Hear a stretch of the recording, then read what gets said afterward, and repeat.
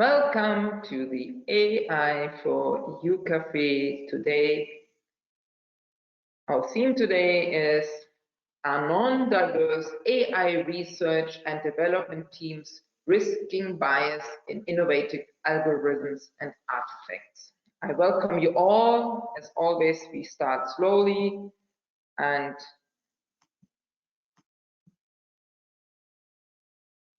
I just show my presentation. Moment.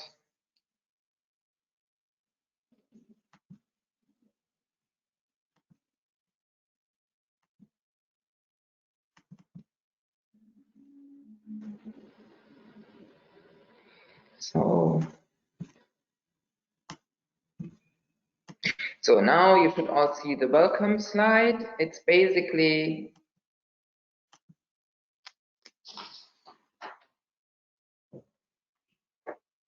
the script for today is our speaker is Huma Shah from Coventry University, and my name is Carmen McWilliams, and I'm the moderator and organizer.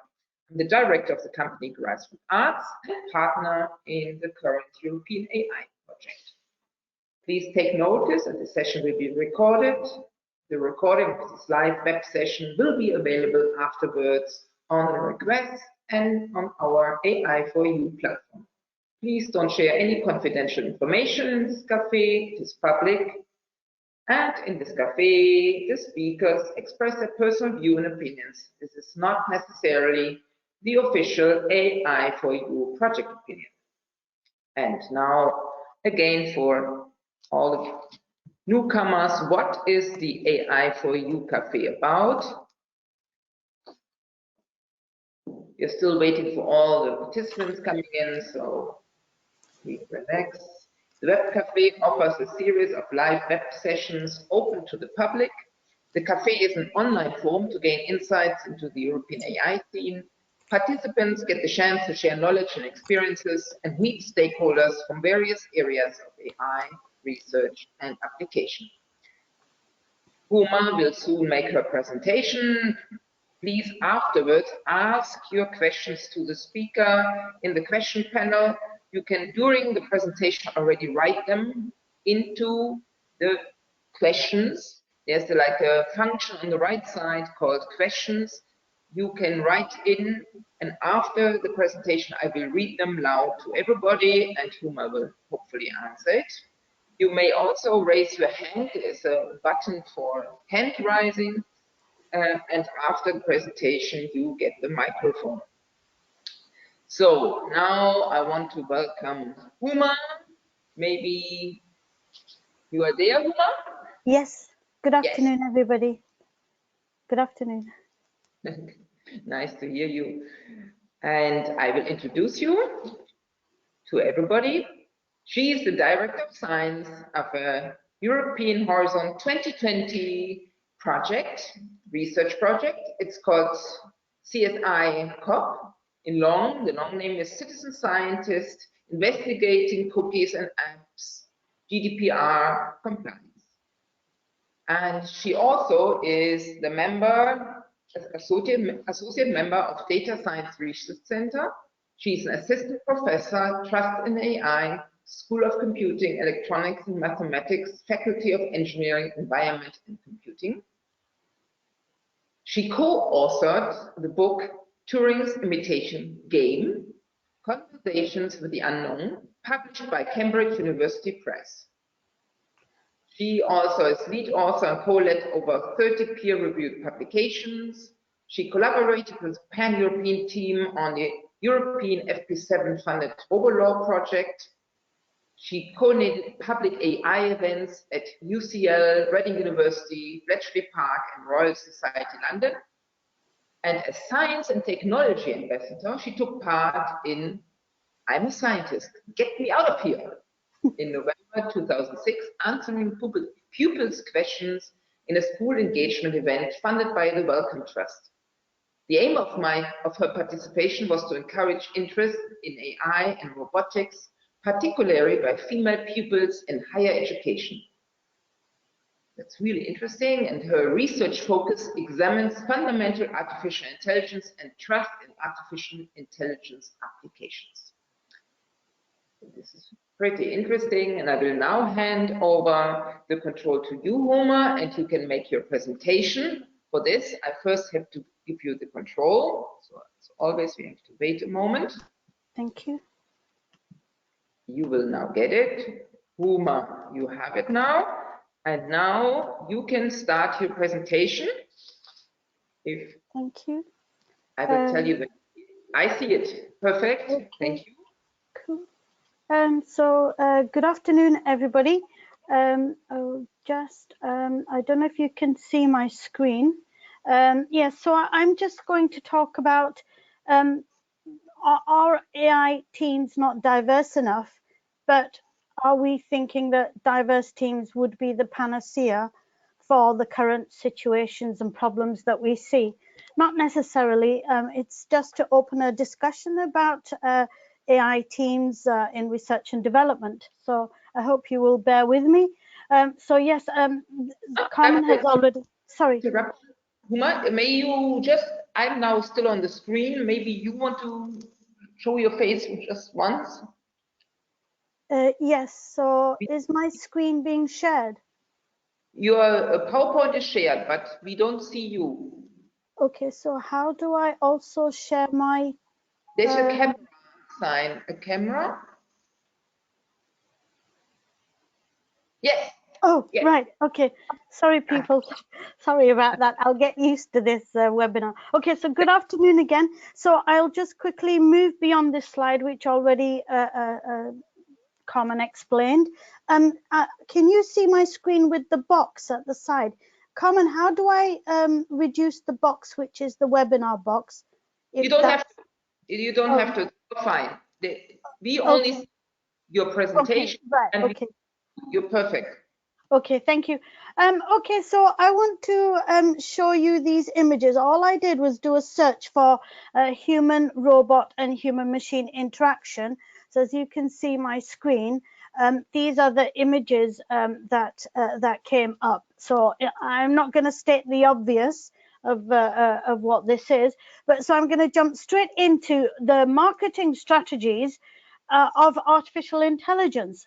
So sorry, why am I not able to? Yeah, okay. So this is a slide that I saw. And if you have a look, artificial intelligence, it's being described as a marketing term. So artificial intelligence to this particular, whoever it was, is not a science, it's a marketing term. Here's something else about AI that I saw on Twitter. Still wondering how to implement AI faster? So here we have an example of some kind of AI being magic and that implementing artificial intelligence more speedily with alacrity could unlock data. So again, this is marketing, which I think is misrepresenting artificial intelligence. Now, I live in London, and this is something that I saw inside a tube, the tube going from Euston to where I live, Harrow on the Hill. And if you can see... Because we don't see your slides. We only see my activities include science director. We don't see the next slide. I think you want to share with us slides. Right, okay, so why am I not sharing?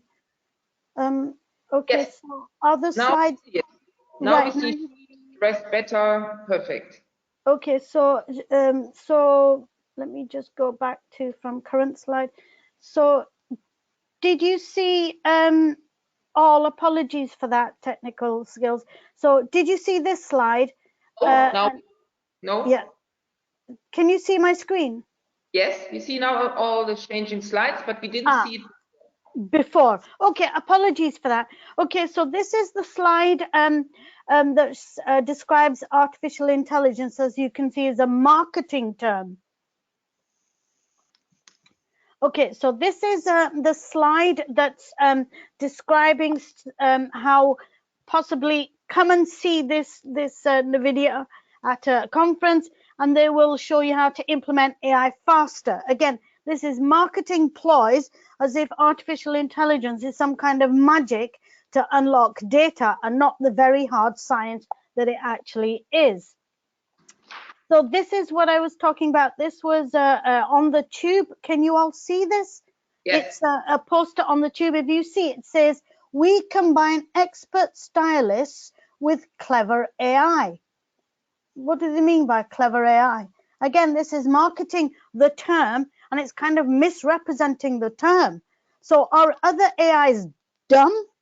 That this one is a clever one, that it helps you to style your clothes to your size and budget? Again, to me, this is misusing the term of artificial intelligence, and it reminds me of Drew McDermott's article, "Artificial Intelligence Meets Natural Stupidity." So apologies for inserting that there, but this is what comes to mind when I see it. A lot of these marketing ads about what artificial intelligence can do and what is promised. So coming back to being serious, the I in AI represents intelligence. So we know that the origins of artificial intelligence emerged from John McCarthy's term, the coining of it in 1955, and as a science in 1956. I show this to my students to let them know that Google did not invent AI, that it's been around for a hell of a lot longer than Google. And it followed from the scholarship of Alan Turing, following his work at Bletchley Park during the Second World War. What Alan Turing said about intelligence and his 1948 essay, Intelligent Machinery, is now considered the first manifesto of artificial intelligence. The most visual representation, as he was describing it, would be an embodied thinking machine. So an artificial intellect, as we could visualize it, would be something that would be embodied. So where do we see these kinds of embodied AIs? Well, here's one, which is in a Kyoto temple, which is a robot Buddhist. That is, the temple are trying to persuade more people back into temples, into Buddhism. So it would be interesting for people to go there to see what this robot says. Whether it's an AI or not is another issue. So smart machines and algorithms, of course, we have examples of them. For example, 2011, IBM's Watson machine took part in a reverse question answer TV general knowledge quiz show and beat the two reigning human champions. In 2016, we know AlphaGo beat Leo Sedol in the Mind game. OpenAI's project are doing very interesting things. One of their projects was a virtual hide and seek game with virtual assistants, virtual players, and the virtual players were able to go on what they were programmed to do and to simulate hide and seek environments and do things that they were not programmed to do. So we know that we can build intelligent systems that go on what they're programmed to do.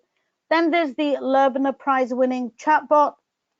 If you've actually chatted to it, I think you will hopefully accept that it's not very intelligent. Google have just brought out their Mina chatbot. Nobody's actually talked to it. They've just released a paper on the Mina chatbot.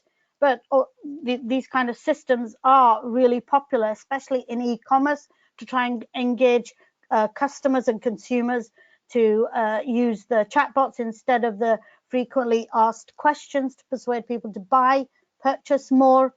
So what is intelligence? If we're trying to build AI, there's all this marketing about AI, and it's missing the point that the I represents intelligence. What is it? So Turing said, idea of intelligence, the idea of it is not mathematical. It's an emotional concept. So he was trying to say that you can't really measure it, because it's, when we attribute intelligence to somebody, it's based on our subjective opinion of what intelligence is. What Turing's view was that the extent to which we regard something as behaving in an intelligent manner is determined as much by our own state of mind and training as by the properties of the object under consideration. In other words, it is a subject a subjective measure when we regard something as being intelligent. What he said about simulating the human mind and programming a machine to think, he said the process should bear a close relation to that of teaching. I hope I'm not going too fast. Please slow me down if you think I am. And what Turing went on to say, which are his words, I feel, and his ideas are very relevant today, that the pursuit of building thinking machines would help us humans greatly in finding out how we think ourselves. What Turing said, and it shows in the intelligence tests and how they've been used, that intelligence tests to test humans are not based on any very sound scientific principles. So the testing of intelligence in humans is not very scientific. And not a great deal of agreement is there amongst the different experts regarding the nature of intelligence. It depends what perspective you're taking, whether it's biological, computational, psychological. It depends what perspective you are coming at when you're looking at the nature of intelligence. Now, there is an information processing view of intelligence which is applicable to machines and robots. This is Joseph Fagin's view that it's all about access to opportunity to enter the world of knowledge. So really what Joseph Fagin is saying is you cannot compare two entities unless they really have had the same access to the same opportunities to gain knowledge. And this is very applicable to artificial intelligence. So what Fagin is saying is consider the implications for society of defining intelligence as processing.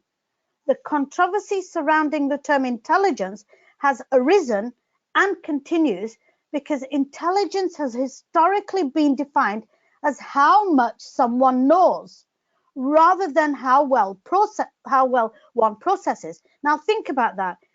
If tests are defining how much you know, but people who are being tested have not had the opportunity to access that knowledge before they're tested, that's not a very fair test of intelligence. Rather, how they process the knowledge they've acquired is a better examination. So what Fagin is saying is that IQ scores, by convention, are based on how much somebody knows relative to somebody of their own age. But that doesn't answer the question, has somebody the same age, have they had the same access to the same information? Have they had access to the opportunities to gain the same knowledge? So what Fagin is saying is intelligence is processing, and that processing can be measured by performance on certain elementary cognitive tasks. So an IQ score, on the other hand, that depends on not only on processing ability, but on what one has been taught. So the IQ scores are not really a fair assessment. What Fagin is saying is information is processed, it changes the mind. The mind that changes, it changes through knowledge, acquiring knowledge. And how do we convey our knowledge? Through communication, verbal, non-verbal. Through humans, our language is a set of vocal or written signs and symbols that allow us as a social group to talk to each other, and that facilitates our thinking and the actions of different people. And this is a quote from Fischler and Furshine in 1987. Language in the full sense of the term is species specific to human. This is not saying that animals and other species don't have communication, but when we talk about language, which is like verbal and written signs and gestures, that is species specific to human. That's not saying we're more intelligent than animal kingdom. What the difference is that humans are constantly changing their world, whereas animals live the same way as they always have. So what Turing said on language is that the learning of languages is an impressive human activity. So for him, out of all the activities that humans take part in, he considered the learning of languages as the most impressive of human activities. So his intelligence examination, whatever you want to call it, imitation game or test, he explored intelligent machinery through its ability to think. Now, for Turing, what exactly is thinking? Turing said it's a sort of buzzing in his head.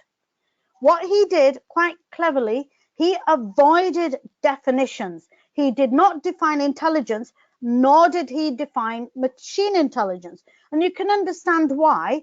And Plato showed this in his Laches dialogue. Through generals talking to the Socrates character, asking the Socrates character, Socrates, where should we send our sons to school? Should it be a normal school or a military school? Through that discussion in Laches, Socrates draws out what exactly do the generals want their boys to learn? What knowledge, what skills do they want the boys to learn? And through that dialogue, you understand that if you want your children to become courageous, what exactly is courageous?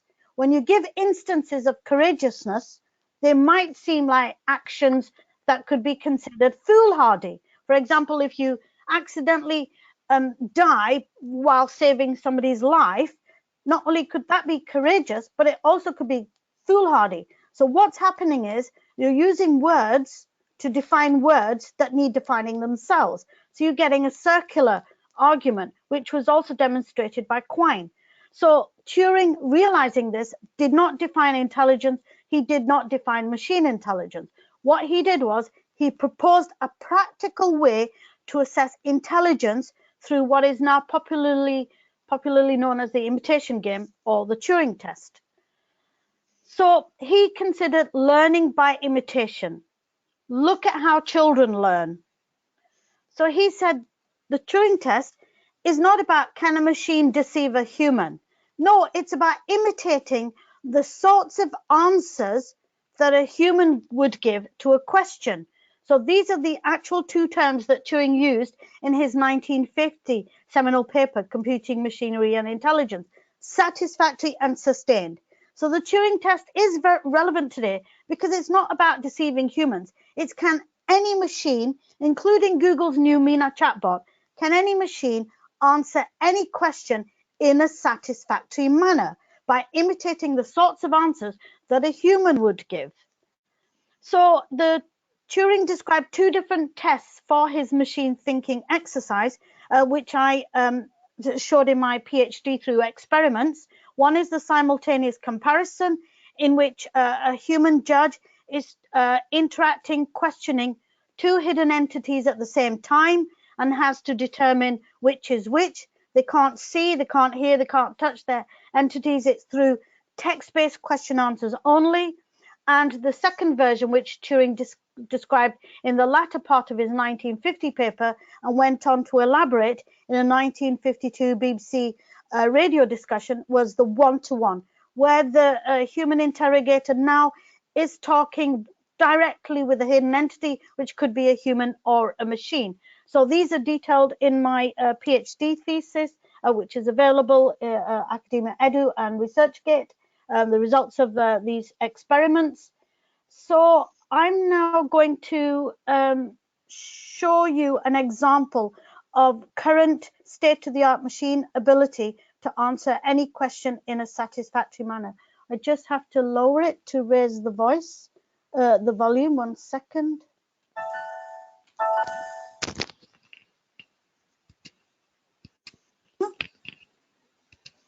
What is the Turing test?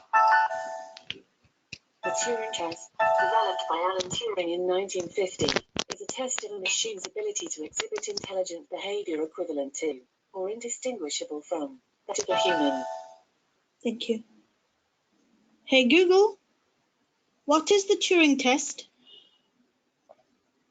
According to Wikipedia, the Turing test, developed by Alan Turing in 1950, is a test of a machine's ability to exhibit intelligent behavior equivalent to, or indistinguishable from, that of a human. Thank you.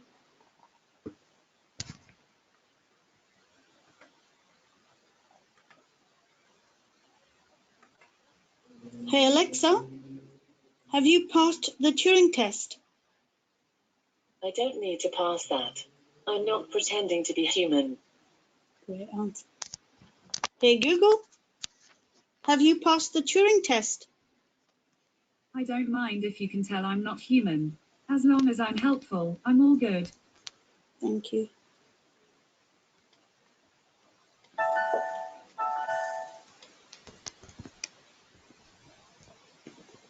Okay, so you can see what the current state of the art is, that the machines can answer questions. They can't answer all questions, but, you know, in 100 years' time, they might be able to. So now there are issues in these nascent AI technologies. So I'm just going to go through some of the issues to bring it back to the title of the topic. One of these is privacy. Now, privacy, there are major data protection concerns in artificial intelligence artifacts and algorithms. So privacy is a human right, and Microsoft CEO actually stated this, that tech companies need to defend privacy as a human right. And this is really important in the AI artifacts that they develop. So who are developing these artifacts? So privacy is a fundamental right. It's essential to our autonomy. It's a protection of our human dignity, and it serves as the foundation upon which many other human rights are built. Now, this is really crucial because when we look at AI artifacts now and what's going on, who is building them, and who is being discriminated against them. Now, sharing personal data, I recommend this book by Andreas Weigand, Data for the People, How to Make Our Post-Privacy Economy Work for You. What he's making people realize is, and he wrote recommendation systems for Amazon, that every day more than 1 billion people are creating and sharing social data online. Some of the data that we are sharing is knowingly and willingly, and it is part and parcel of the convenience of using the internet and mobile devices. Now, though we are sharing some things knowingly and willingly because it's convenience, a hell of a lot is being harvested unwillingly, unknowingly. Now, I'll give you an example. Now, this is a company online, Lippold, from whom you can buy luggage. So I bought a laptop bag. Now, I wanted to buy the laptop bag online. When I went online, if you have a look at the screen, it says it makes use of cookies. Before you can even access the site to look at Lippold's laptop bags and other luggage, you get this screen. Now, there's hardly any transparency in, if you look at the statement, what it's saying, there's hardly any transparency there in telling you what data they're collecting and who they're selling your data to. All it says is, yes, I accept, or more information. Now, when you dig deep, obviously, as a researcher and also a teacher to computer science students, I'm not going to click on yes, I accept. I'm going to dig down to have a look at the privacy policy. When you dig down where it says more information on the cookie policy, if you look at the cookie policy, you might be quite amazed, and I'm sure the experts here who are listening in probably know all this, but if you have a look, this is the kind of data that without transparency, without on the first page being very specific and telling you this is what they're saying. They say we and our service providers collect personal information in a variety of ways. This is all taken from Lippold's website underneath the more information links. Lippold defines personal information as information that identifies you as an individual or relates to an identifiable individual. Now, again, this is not made specific, explicit on the first page of Lippold's website. You have to dig deep to find this. Now, the kind of data that they call personally identifiable is your name, your gender, your birthday. It also says that it identifies you from your postal address. It takes your telephone number, your email address, IP address, credit and debit card number, profile picture, social media account, travel information, including trip flight information. Now, I ask you, the people who have developed this website, why do they need to know the social media account of the customer, when all they want to do is buy a piece of luggage or a laptop bag? Why do they need the travel information? Do they think the customer is going to buy a laptop or a piece of luggage every time they travel? Why do they need to know all this? Now, cookies, they do say about cookies, there are small text files that websites place on your device as you are browsing. They can store a wealth of data, enough to potentially identify you without your consent. This is not complying with the GDPR, by the way. The primary tool, this is what advertisers use to track your online activity so they can target you with highly specific advertisements. The information that they harvest and collect on you, companies like Lippold, websites like Lippold's, it is passed to third parties without your knowledge. They're shared to affiliates, to consult lists, location of affiliates, blah, blah, blah. I will send you these slides afterwards, but the affiliates are used in the document means entities controlled by or under common control with or controlling us. So that means companies that work with Lippold or that are above working to Lippold. Those kind of companies are, they can include providers of services such as website hosting, data analysis, payment processing, order fulfillment, information technology, related infrastructure provision, customer service, email delivery, auditing, and other services. So in other words, a Lippold, whom you might want to buy a laptop or a piece of luggage from, has service providers hidden underneath tracking your information, which include providers of other services like website hosting. Third parties are allowed, they are permitted to send you marketing communications consistent with your choices made on Lippold's website. The third parties also offer you sponsors. They also sponsor sweepstakes, contests, and similar promotion. Now, all I wanted to do was buy a laptop bag. I'm not interested in 30 third-party organizations entering me in sweepstakes, contests, blah, blah, blah. So privacy, so that's website. That's just an example of one website. But this is across the internet where websites have been taken over by ad marketing, and organizations like Lippold, they allow this. Now, this also happens in smartphone apps. When you download a smartphone app, it is not explicit what hidden trackers are in those apps. So I'll give you an example of one. In the UK, the National Health Service is allowing private companies such as Babylon to install an app if you want to download it, so that you can have conversations with a virtual nurse and a virtual doctor. So this NHS UK app, so this is us UK residents paying tax to enable the NHS free healthcare provider, but private healthcare companies have got apps that come down on your phone, allowing you to speak to virtual doctors and nurses, and they have hidden trackers. The hidden trackers in this one, Babylon's app, includes Facebook login.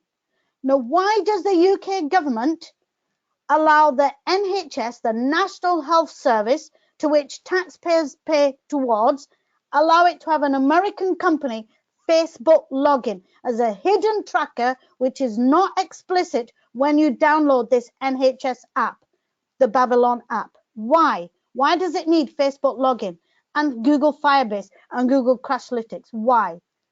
So other apps include menstruation data that is being monetized. Out of 36 menstruation apps tested by Privacy International, 61% were automatically transferring data to Facebook the moment the female opened the app. This happens whether the user has a Facebook account or not, and whether the female is logged into Facebook account or not. As soon as she opens the menstruation app, her usage, her information that she's putting, or information she's checking on, tummy ache, tablets, whatever, to control tummy ache, is going to Facebook. Why? Menstruation apps are not concerned with your female health or menstruation cycles. They are turning your periods into money for others. They're collecting information about female health, female sexual life, female mood, and more. Now, this is all contrary to the opt-in consent which has been given in the EU's General Data Protection Regulations. They provide stronger rules for data protection, supposedly to give us individuals more control over our personal data and to give businesses more benefit as a level playing field across companies like Amazon, Google, Facebook. The GDPR consent, it sets a very high standard for consent, which is not being complied with. Consent means offering individuals real choice and control, which is not happening in the smartphone app that I gave you an example of, the Babylon NHS app, or the Lippolt website for luggage. Genuine consent should put individuals in charge. It needs to build trust and engagement and enhance the company, whether it's Babylon app or whether it's Lippolt, enhance their reputation. But unfortunately, convenience is trumping trust. Consent should require positive opt-in, and that is exactly what has been granted in the General Data Protection Regulations.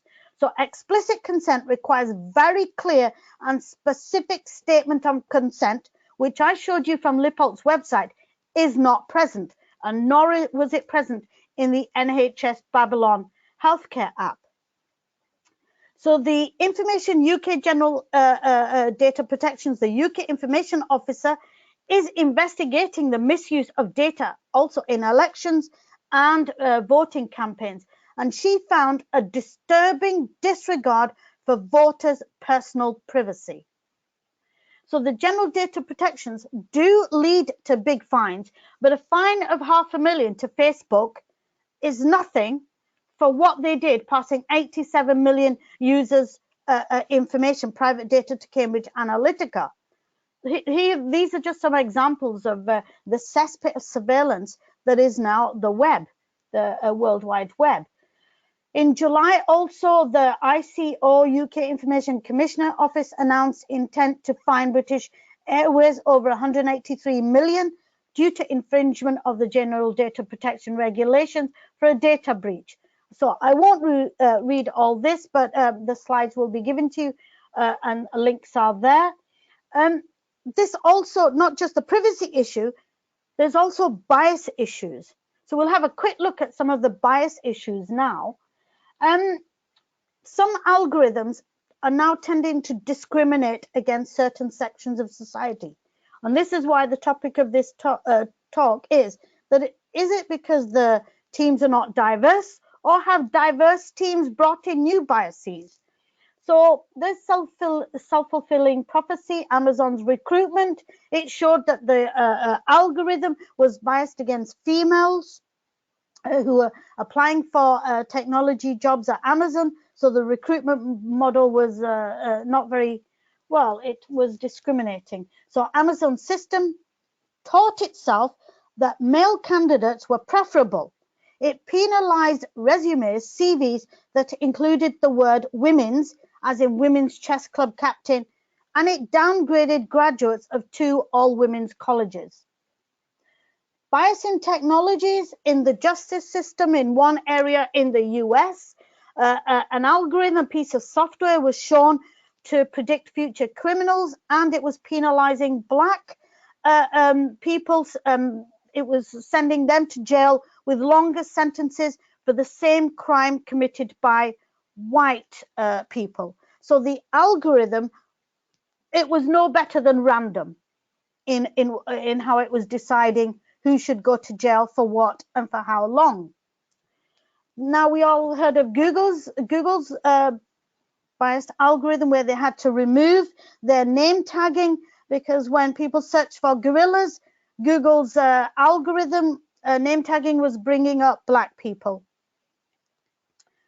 And then New Zealand's passport renewal system, it kept rejecting the online application of an applicant because the online algorithm kept saying your eyes are not open. I'm sure you've all heard of this one. this was the gentleman who was trying to renew their passport online, and the online algorithm facial recognition system was saying your eyes are not open. It says the photo you want to upload does not meet the criteria because the subject eyes are closed. So this shows that the big data is actually not big, it's not wide enough. Live facial recognition. So the Met Police over the last 6 years in the UK have started to trial facial recognition, but the results are really, really poor. There's only been a few handful of arrests based on the live facial recognition, and 81% of the so-called suspects that were caught by the cameras were innocent bystanders. They were not on the police watch list. 2 of the trials used by the Metropolitan Police in the UK, which is one of the UK's largest police organisations, which covers the London area, the Greater London area, the error rate was 100%. So what is the hurry for bringing these systems out? Regardless of these error rates, look at this. So another lady, she's given me permission to use her images. She tried to upload her photograph to apply for an online passport and similar things. The UK's online passport system, just like the New Zealand online passport system, could not authenticate her. In this instance, it was saying, looks like your eyes are closed. We can't find the outline of your head. So this lady on Twitter has given me permission to use these. So this is what she was told. It looks like your mouth is open. It looks like your eyes are closed. So this is the recognition system of the UK's online passport system. This is how inaccurate it is against people of colour. This lady tried several times changing her clothes, but to no avail. Now, in another case, UK's online passport system, a gentleman, as you can see, yes, he tried, and again, the system failed to recognize him as somebody who has mouth closed. So this is what happened. The UK passport system, we don't understand what the speed is of bringing out these systems when they're not 100% accurate. They knew that their facial recognition system, so this is the UK Home Office, they knew that their facial recognition system for the passport renewal was not 100% accurate. They were aware of the problems, but regardless, they went ahead to put it in place. We don't understand what the speed is. Why is there a speed? Now, coming back to the UK Met Police, regardless of their trials, 2 of their trials being 100% inaccurate, they have now rolled out this year live facial recognition cameras across London streets, which they say will be used for 5 to 6 hours at a time. They will let people know in the area when they are going to be used. Privacy campaigners obviously are up in arms because earlier pilots have shown that they weren't very accurate. Police say they will warn, as I say, local communities. What is the hurry to get these systems out when they are not accurate? So really, the purpose of today was to show that big data that is being used to train algorithms and machines, it might be diverse, it might not be diverse. Diversity might bring in its own biases, but should we have more diverse teams to make sure that AI is for the majority of the good of the majority? As I said, diversity isn't necessarily the panacea. It could lead to new biases. So I'll just close with last week, there was a new documentary that was presented at the Sundance Film Festival called Coded Bias. In the picture, you can see a lady. She is an MIT AI research scientist. She has to wear a white mask for facial recognition systems to recognize her because the facial recognition system does not recognize the shape of her face, where her face ends and starts, things like that. Okay, so that's really the end of my talk, some references, and thank you very much for your patience and for listening. Thank you. Thank you very much, Huma. Thank you. This was very interesting. I think we have still a lot of work ahead. So I wish that all the audience members ask questions.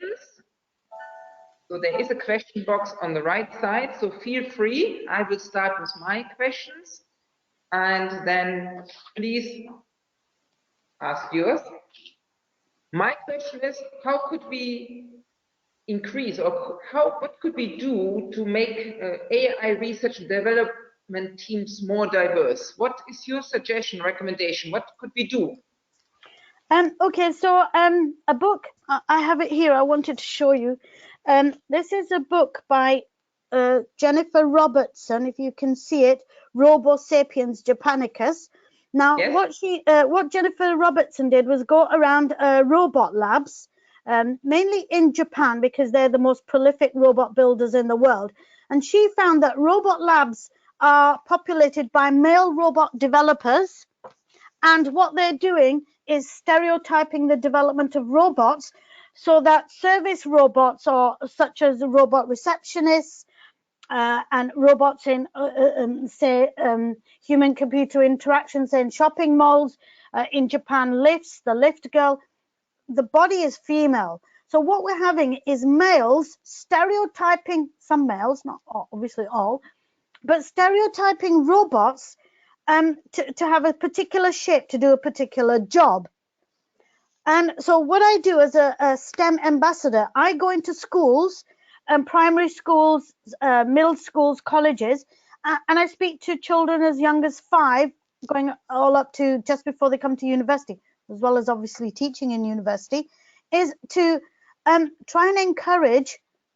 We all need to be part of artificial intelligence and robot development. We need to democratize artificial intelligence and robotic development so that more people are involved, females as well as people from different colors, because we're all using these tools. We're all going to be interacting with robots in shopping malls.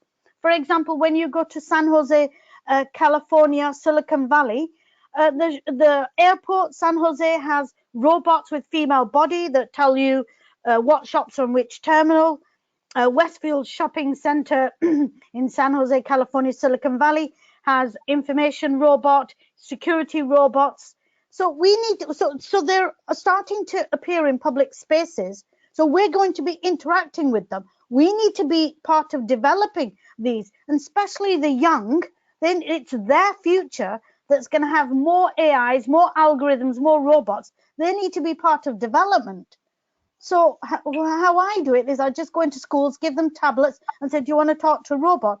And get them to talk to chatbots like Cleverbot, Lbot, and the children love it. And it's a way of encouraging them to say, well, look, you can do better than this. You can develop.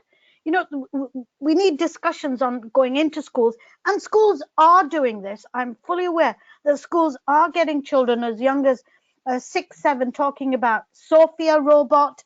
Should it have citizenship in Saudi Arabia, when Saudi Arabia didn't allow women to drive cars at the time when Sophia robot was given citizenship? So schools are having these discussions, and we need to have more of them. You know, yeah, things like that. Yes, thank you. This is very encouraging. Also that you go yourself in schools, I think it's great. I have a question from the audience, Ramin. Okay. He has 2 questions. I read it. The first question is, there are now companies, organizations using technology to audit for bias in AI platforms. What are your thoughts on this? Okay, well, allowing companies to self-regulate is kind of self-fulfilling. They could say, yeah, we're doing everything we need to do. So technologies are always way ahead of legislation. So for example, when I worked on the RoboLaw project, EU FP7 RoboLaw project at Reading University, when it was the early driverless cars and humans for robot human-robot interaction, so personal carer robots. The legislation was way behind the development.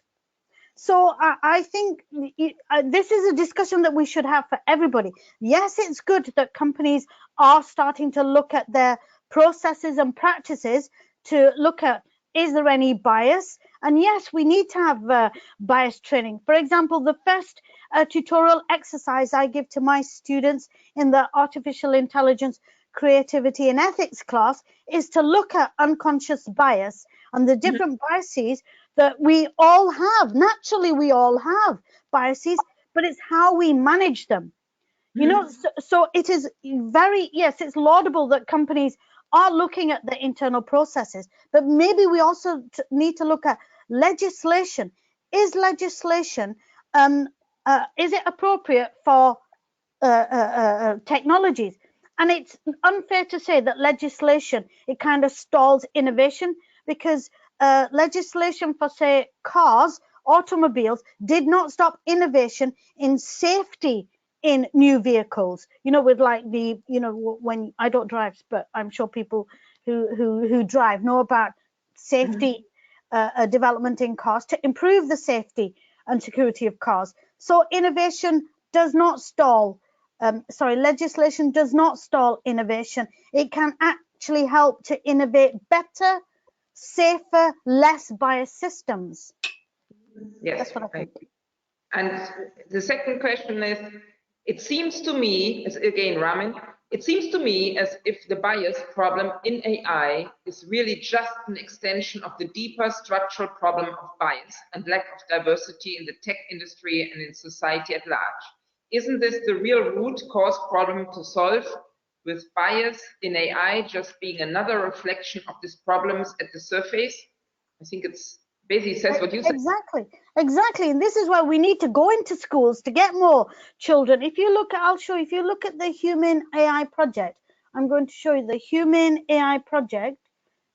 Hang on, sorry, Human. Yeah, so if you look at this project, one second. So if you look at people, so this is an EU funded project. Now, if you look at this project, if you scroll down, so this is a EU funded project. Now, thinking about EU funded project, I'm an EU citizen. I pay taxes, right? But I don't feel represented here. Yes, there are females. I'm very happy there are females in this Human AI project, but there's nobody that looks like me. This is the issue. So what your questioner attendee is saying, this is exactly the problem. Look, it's fantastic there's loads of females, but there's nobody in here that looks like me. And I'm a taxpayer and I'm an AI scientist, but there's nobody here that looks like me. So does this mean that we need to have a point system when we're recruiting into our research and development teams so that we get development teams that look like the population? Now, we can't do that unless the AI scientists are drawn from the general public so that they look like the diverse nature of European society. So if you have a look, yes, I'm very happy there's loads of females in this Human AI project funded by the EU, but there's nobody that looks like me. In other words, brown skinned. And yet I'm an AI scientist. But how do they know I am an AI scientist? So does that mean they have to spend more time looking for brown-skinned, black-skinned AI scientists? I don't know how feasible it is, but it is an AI-funded EU Horizon 2020 project. But there's nobody in there that looks like me. So how can they understand my issues? You are now in the project. I mean, you said you're now scientific director of a project, and that I think the key is that whoever starts a new project can put his team together as she wants. And I myself, I'm doing research, so it's exactly you just bring the people together as you think is right, you know? And it's competitive, the calls are competitive, so you basically have to make your team as you think is the best, no? Exactly, and this is the thing. So when I was doing the research for this proposal idea, which we were lucky we were successful, I'm looking at obviously strategic partners who can fulfill the tasks that are needed in the project. I wasn't thinking about their color of skin. I was looking at their expertise. And I also did not ask the partners, do you have a diverse? Now, the EU calls themselves are very specific about gender. So when I was recruiting partners, I did make sure that there was a gender balance in the teams. So we have got partners here who are led by females, PI. So the female will be the PI, to make sure that we met the call criteria of gender balance. However, I did not think about color of skin, because you don't. This is the thing. When you're preparing grant proposals, you're looking at strategic partners who can prove, who've got experience in these areas.